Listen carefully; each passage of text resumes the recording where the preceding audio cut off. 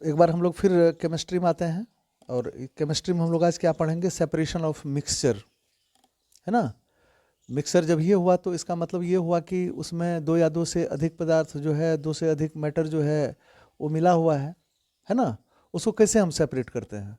So many methods are there and these methods are apply to separate the substances और the constituent which are present in the mixture. तो इसमें सबसे पहला चीज है sublimation. Sublimation का रियल मीनिंग क्या होता है। देखिए, कोई भी चीज की तीन अवस्थाएं होती हैं, सॉलिड, लिक्विड और गैस। तो सब्लिमेशन वो प्रोसेस हुआ जिसमें किसी सॉलिड को डायरेक्टली गैस में कन्वर्ट किया जा सकता है और उसको फिर रिवर्स किया जा सकता है ना। Sublimation is the process of conversion of liquid solid into vapour without passing through the liquid state. मतलब एक स्टेट इसमें गायब रहता है। जैसे सॉलिड है तो डायरेक्ट गैस में कन्वर्ट होगा, ठीक है। तो बीच वाला स्टेट जो है, जैसे स्टेट जो है, जैसे आपका लिक्विड हो गया, तो लिक्विड क्या हो गया, गायब हो गया। And this method can be used for the substances which are sublime in their separation from non-sublimate material। तो अगर मान लो दो चीज इसमें, जिसमें से एक सब्लिमेट है एक सबलाइम है, इसको सेपरेट करने के लिए हम लोग ये मेथड अप्लाई करते हैं। This method is apply to separate sublimate from मतलब सबलाइम फ्रॉम सब्लिमेट। तो इसका सबसे बढ़िया एग्जाम्पल हो गया आपका नेफ्थेलिन। नेफ्थेलिन जैसे सॉलिड होता है तो इसको हम डायरेक्ट गैस में कन्वर्ट कर सकते हैं, जिसका केमिकल फॉर्मूला होता है तुमको C10H8। दूसरा होता है आयोडीन। आयोडीन एक हैलोजन ग्रुप का मेंबर है, जिसमें फ्लोरीन, क्लोरीन, ब्रोमीन, आयोडीन है। और आयोडीन जो है वो सॉलिड फॉर्म में है, तो जब इसको हीट प्रोवाइड करते हैं तो ये बिना लिक्विड स्टेट में आए हुए गैस में कन्वर्ट हो जाता है, ठीक है। इसके बाद है नौसादर, जिसका केमिकल नेम हो गया तुमको अमोनियम क्लोराइड, फॉर्मूला हो गया जिसका NH4Cl। इसको भी जब गर्म करते हैं तो ये डायरेक्टली कन्वर्ट हो जाता है तुमको गैस में। इसके बाद है तुम्हारा कैम्फर। कैम्फर जो होता है, इसका कैम्फर जो हम लोग घर में कपूर का यूज़ करते हैं, तो ये भी सॉलिड स्टेट में अगर है तो ये डायरेक्टली गैस में कन्वर्ट हो जाता है। इसका फॉर्मूला होता है तुमको C10H16O। ये सब फॉर्मूला याद रहना चाहिए। इसका उल्टा भी प्रोसेस होता है। अगर मान लीजिए किसी सॉलिड को हम डायरेक्टली गैस में कन्वर्ट कर रहे हैं बाय पासिंग हीट, तो गैस को भी अगर हम बिना बीच वाला स्टेज में लाए हुए सॉलिड में कन्वर्ट कर लेते हैं तो उसको डी सब्लिमेशन भी बोल सकते हैं। और ऐसा हम लोग कब देखते हैं, जब वाटर वेपर जो होता है, ये जब मान लो कोई कोल्ड सरफेस पर अगर वो आकर के, तो वो वाटर वेपर क्या हो जाता है, वो सॉलिड में कन्वर्ट हो जाता है, ठीक है। जनरली इसको विंटर के दिनों में देखा जा सकता है। तो इस प्रोसेस को बोलते हैं होर फ्रॉस्ट। मतलब जब वाटर वेपर या कोई भी गैस डायरेक्टली कन्वर्ट हो जाता है सॉलिड में, तो उसको होर फ्रॉस्ट कहा जाता है, ठीक है। तो सब्लिमेशन ये एक प्रोसेस हो गया आपका। दूसरा प्रोसेस होता है किसी भी चीज़ को सेपरेट करने, किसी भी मिक्सचर को सेपरेट करने का, फिल्ट्रेशन, जिसको आप छानना भी बोल सकते हैं। तो this is the method for quick and complete removal of suspended solid particle from a liquid. मान लीजिए कोई लिक्विड मटेरियल है और उसमें कोई मटेरियल सस्पेंडेड है, सॉलिड पार्टिकल जो है सस्पेंडेड है, तो उसको हम लोग क्या करते हैं, फिल्ट्रेशन मेथड से सेपरेट करते हैं by passing the suspension through a filter paper.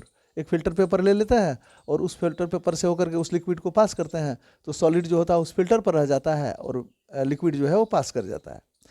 इसका बहुत सारा एग्जांपल तुमको मिलेगा। जैसे मान लो कोई सॉलिड पार्टिकल है, तो जैसे इंजन ऑयल में तुम्हारा जो कार इंजन है, कार इंजन का जो इंजन ऑयल है, उसमें भी बहुत सारा सॉलिड रहता है। तो उसको कभी कभी समय समय पर जो है इंजन मतलब टैंक को जो है साफ़ करना पड़ता है, उसको मतलब इंजन को साफ़ करना पड़ता है।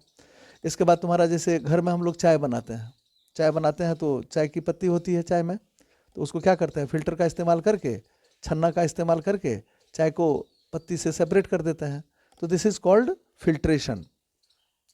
तीसरा जो इंपॉर्टेंट मेथड है, इसको बोलते हैं इवोपोरेशन, हिंदी में इसको बोलते हैं वाष्पीकरण, ठीक है। The process of conversion of liquid into its vapour at room temperature. Room का टेम्परेचर नॉर्मल है, जब किसी लिक्विड को हम लोग कन्वर्ट कर देते हैं वेपर में, तो इस प्रोसेस को इवोपोरेशन बोलते हैं। यह एक नेचुरल भी प्रोसेस है। इवोपोरेशन काउजेज कूलिंग, और इवोपोरेशन के चलते क्या होता है, कूलिंग होता है। इसको हम लोग बढ़िया से समझ सकते हैं। गर्मी के दिनों में हम लोग पसीना जब हो जाते हैं और जब पंखे के नीचे में बैठते हैं तो क्या होता है, हम ठंडा महसूस करते हैं। क्यों ठंडा महसूस करते हैं, कि वो पसीना जो होता है वो लिक्विड फॉर्म में है, वो क्या होता है, इवापोरेट होता है। इवापोरेट होने से क्या होता है, हमारे बॉडी की गर्मी जो है उस इवापोरेशन को कंटिन्यू करता है, तो इससे क्या होता है, हम ठंडा फील करते हैं। Evaporation of water in summer from ponds, well and lakes. अच्छा, इवापोरेशन वो प्रोसेस होता है जिसके द्वारा आपको गर्मी के महीनों में, जैसे मान लीजिए अप्रैल है, मई है, जून है, जुलाई है, इन सब महीनों में जो है, जैसे जो वाटर बॉडी है उससे वाटर इवापोरेट करता है, इवापोरेट करके वही वाटर वेपर में कन्वर्ट होता है। अच्छा, जैसे हम लोग सॉल्ट जो प्राप्त करते हैं, कॉमन सॉल्ट, जिसका फॉर्मूला क्या होता है, NaCl, और मोस्टली इसको हम लोग कहाँ से प्राप्त करते हैं, या तो कोई मान लीजिए सॉल्टी लेक है उससे, जैसे सांभर लेक है राजस्थान में, वहाँ से, या नहीं तो फिर मान लीजिए कोस्टल एरिया में सी वाटर जो है वो इवापोरेट होता है, और इवापोरेट होने के बाद में जो रिमेनिंग सब्सटेंस बन जाता है वो सॉल्ट होता है।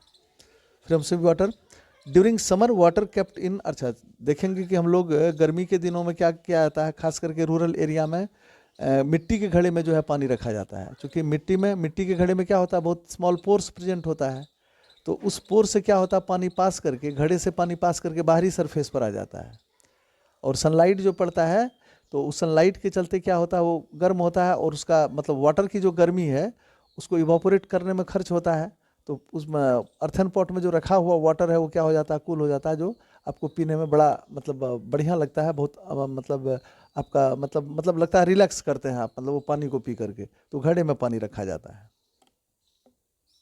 देखो, यहाँ दो चीज़ क्लियर करना पहले जरूरी है। जिस चीज़ में किसी चीज़ को घुलाया जाता है, डिजॉल्व किया जाता है, तो जो घुलने वाला सब्सटेंस होता है, जो डिजॉल्विंग मटेरियल होता है, उसको बोलते हैं सॉल्यूट, और जिसमें उसको घुलाया जाता है उसको बोलते हैं सॉल्वेंट। तो सॉल्वेंट भी दो तरह का होता है, एक होता है ऑर्गेनिक सॉल्वेंट, एक होता है इनऑर्गेनिक सॉल्वेंट। जैसे तुम्हारा अल्कोहल हो गया, जैसे तुम्हारा एसीटोन हो गया, या जैसे तुम्हारा क्लोरोफॉर्म हो गया, इसको बोलते हैं ऑर्गेनिक सॉल्वेंट। लेकिन वाटर इनऑर्गेनिक सॉल्वेंट हुआ, और वाटर को यूनिवर्सल सॉल्वेंट भी कहा जाता है, because water has capacity to dissolve so many things. तो एक प्रोसेस होता है जिसको हम लोग बोलते हैं क्रिस्टलाइजेशन। क्रिस्टलाइजेशन का हिंदी हुआ रवाकरण। जैसे क्रिस्टल के फॉर्म में होता है, सॉल्ट जो होता है, या हमारे घर में जो चीनी यूज होता है, वो क्या है, क्रिस्टल के फॉर्म में पाया जाता है। तो crystallization is the method that is mostly used for separation and purification of solid substances. Solid substance को प्यूरिफाई करने के लिए आप इस मेथड को अप्लाई करते हैं। In this process the impure solid और mixer is heated with suitable solvent. तो मतलब जो आपका इम्प्योर मटेरियल है, जो मिक्सचर है, उसको लेकर के उसको सुटेबल सॉल्वेंट जो है उसमें डाल देते हैं, और डाल करके फिर उसको क्या करते हैं, गर्म करते हैं। अब ये सुटेबल सॉल्वेंट में आपका अल्कोहल भी हो सकता है, वाटर भी हो सकता है, एसीटोन भी हो सकता है, क्लोरोफॉर्म भी हो सकता है, and to its boiling point and the hot solution is filtered. इसके बाद क्या कर लेते हैं, हॉट सॉल्यूशन जो बना, मान लीजिए जो इम्प्योर मिक्सचर है, उसको सुटेबल सॉल्वेंट में लेकर के जब गर्म किए, तो जब वो गर्म हो गया तो उसको क्या कर लिया जाता है, फिल्टर कर लिया जाता है। The clear filtrate is cooled slowly to room temperature. इसके बाद जो छन करके नीचे गया उसको ठंडा होने के लिए छोड़ देते हैं। When pure solid crystallise out, तो उसका परिणाम ये होता है कि वो धीरे धीरे जो वो कूल होगा, तो जो प्योर सब्सटेंस है वो तुम्हारा प्योर सब्सटेंस जो है वो क्रिस्टल के रूप में सेपरेट हो जाएगा। This is separated by filtration और ड्राइड। उसको फिल्टर कर लेते हैं, फिल्टर करके जो सॉलिड मिला उसको छान लेते हैं, वो 100% प्योर हो जाता है। ठीक है। For the separation of most complex mixtures, fractional crystallization is used, in which the components of the mixture crystallize out of the different interval of time. अब मान लो इससे भी ज़्यादा कोई कॉम्प्लेक्स मिक्सचर है, so many types of unwanted materials are there, तो उनको जो हम लोग प्यूरिफाई करते हैं उसको फ्रैक्शनल क्रिस्टलाइजेशन के द्वारा करते हैं। और इसमें क्या होता है, डिफरेंट इंटरवल ऑफ टाइम पर जो है मिक्सचर का जो प्योर मटेरियल है वो क्रिस्टलाइज होकर के खुद से सेपरेट हो जाता है। एक और बहुत इंपॉर्टेंट मेथड है मतलब सब्सटेंस को प्यूरिफाई करने का, that is distillation. It is a process of converting a liquid into its vapour by heating and then condensing the vapour again into the same liquid by cooling. ये एक ऐसा method होता है distillation का, इसमें सबसे पहले क्या किया जाता है, लिक्विड को गर्म किया जाता है। लिक्विड जो गर्म हुआ तो निश्चित रूप से वो वेपर बनेगा, उस वेपर को कलेक्ट करके फिर से उसको कूल डाउन कर दिया जाता है। इसका मतलब हुआ कि जो इम्प्योर मटेरियल है वो रह गया, और जो प्योर मटेरियल जो हम डिजायर्ड है, जो चाहते हैं हम, उसको हम क्या कर लिए, वेपोराइज करने, मतलब वेपर में फॉर्म में ले आए, और फिर उस वेपर को क्या कर देते हैं, कूल कर देते हैं। मतलब it is the process of converting a liquid into its vapour by heating and then converting the vapour in again into the same liquid by cooling. मतलब उस लिक्विड को लेकर के गर्म किया आपने, गर्म कर किया तो वो क्या हुआ, वेपर में कन्वर्ट हुआ। वेपर जो है फिर उसको क्या करते हैं, कूल करते हैं, कूल करते हैं तो फिर हमको वो लिक्विड प्राप्त हो जाता है। दस डिस्टिलेशन इन्वॉल्व टू प्रोसेसेस। मतलब आप ये कह सकते हैं कि vaporisation plus condensation is equal to distillation, क्योंकि एक प्रोसेस में हमने पहले क्या बना किया, प्रोसेस वेपोराइजेशन का, लिक्विड को वेपोराइज किया, और फिर जो वेपोराइज्ड मटेरियल हुआ उसको हमने क्या किया, फिर कंडेंस किया, कंडेंस करके जो हमको मिला तो वो एकदम प्योर सब्सटेंस मिल जाता है। This method is employed to separate the liquid which have different boiling points और liquid with non volatile solid और सॉलिड आइदर इन सॉल्यूशन और सस्पेंशन। तो ये हम लोग अप्लाई कहाँ पर करते हैं, दो ऐसे लिक्विड को सेपरेट करने के लिए जिसका बॉइलिंग पॉइंट अलग अलग होता है ना। दो लिक्विड्स जिसका बॉइलिंग पॉइंट अलग अलग होता है उसको सेपरेट करने के लिए, या मान लीजिए एक मिक्सचर है जिसमें एक सब्सटेंस जो है वो वोलाटाइल है, मतलब वो वेपर में कन्वर्ट हो सकता है, लेकिन दूसरा सब्सटेंस जो है वो इम्वोलाटाइल है, वोलाटाइल है, जो कि आपको वेपर में कन्वर्ट नहीं होगा। तो उसको गर्म करने से, जैसे मान लीजिए अब नमक और पानी दोनों मिला हुआ है, हम चाहते हैं उससे प्योर पानी प्राप्त करना, तो क्या करेंगे, उसको हीट करेंगे, वेपर बनेगा, वेपर बनेगा, उसको कंडेंस करेंगे, कंडेंस करके हमको वो लिक्विड मिल गया, और जो उसमें जो सॉल्ट मिला हुआ वो सॉल्ट अपने आप वहीं पर रह गया, क्योंकि वो तो वेपर नहीं बनेगा, तो पानी जो है वो वेपर बन गया। A mixture of copper sulphate and water और a mixture of water and methyl alcohol. अब जैसे मान लीजिए कॉपर सल्फेट है और वाटर है, दोनों को मिक्स कर दिया गया है, तो दोनों का बॉइलिंग पॉइंट अलग अलग है, आसानी से सेपरेट हो जाएगा वो, ठीक है। या नहीं तो मान लो मिक्सचर ऑफ वाटर जिसका आपका बॉइलिंग पॉइंट जो है वो 100 डिग्री सेल्सियस है, और दूसरा हो गया आपका methyl alcohol. Methyl alcohol alcohol group का मेंबर है, CH3OH उसका फॉर्मूला होता है। ये दोनों मान लीजिए दोनों सॉल्यूबल है, दोनों मिल गया, अब हमको वाटर को निकालना है, तो दोनों क्या है, दोनों का अलग अलग बॉइलिंग पॉइंट है। तो इसका मिथाइल अल्कोहल का बॉइलिंग पॉइंट कितना हो जाता है, लगभग 45 डिग्री सेल्सियस हो जाता है। अब देखिए दोनों के बॉइलिंग पॉइंट में डिफरेंस हुआ, तो इससे क्या होगा कि दोनों जो है एक दूसरे से सेपरेट हो जाएगा, जिसकी ज़रूरत है हम उसको फिर से क्या कर लेंगे, लिक्विड फॉर्म में ले आएंगे उसको कूल करके। तो डिस्टिलेशन दो प्रकार का होता है, एक को बोलते हैं डिस्ट्रक्टिव डिस्टिलेशन और एक को बोलते हैं तुमको फ्रैक्शनल डिस्टिलेशन।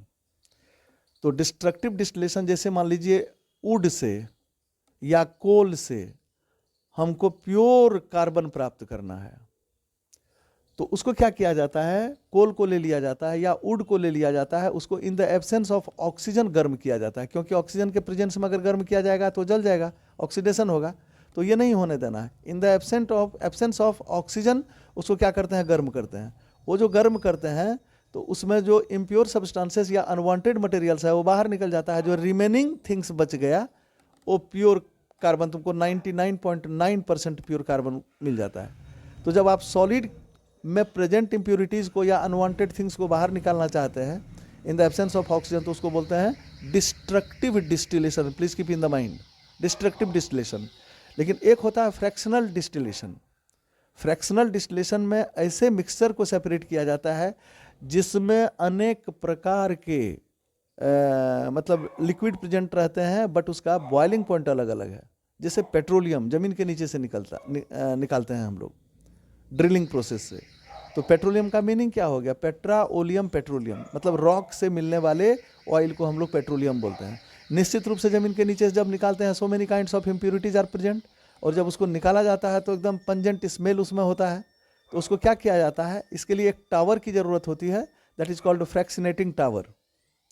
चूंकि पेट्रोलियम एक्चुअली क्या है, mixture of several hydrocarbons, methane, ethane, propane, butane, almost, मतलब उसमें सॉलिड भी है, लिक्विड भी है और गैस भी है, तीनों तरह का सब्सटेंस प्राप्त होता है।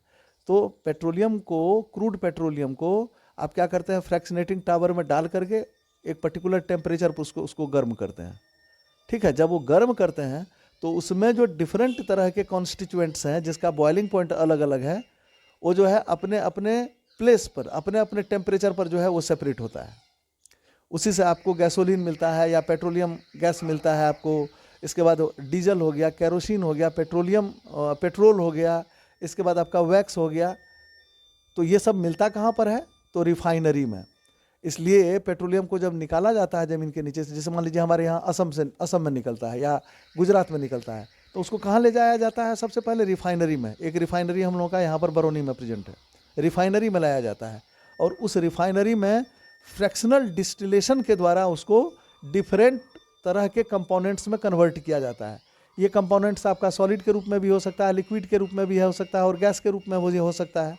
जैसे वैक्स हो गया, वो क्या हो गया आपका? सॉलिड फॉर्म में हो गया, या केरोसिन हो गया लिक्विड फॉर्म में हो गया, लेकिन गैसोलीन हो गया या पेट्रोल गैस हो गया वो गैसियस फॉर्म में हो गया। तो सब जो है अपने अपने बॉइलिंग पॉइंट पर जो है सेपरेट हो जाता है।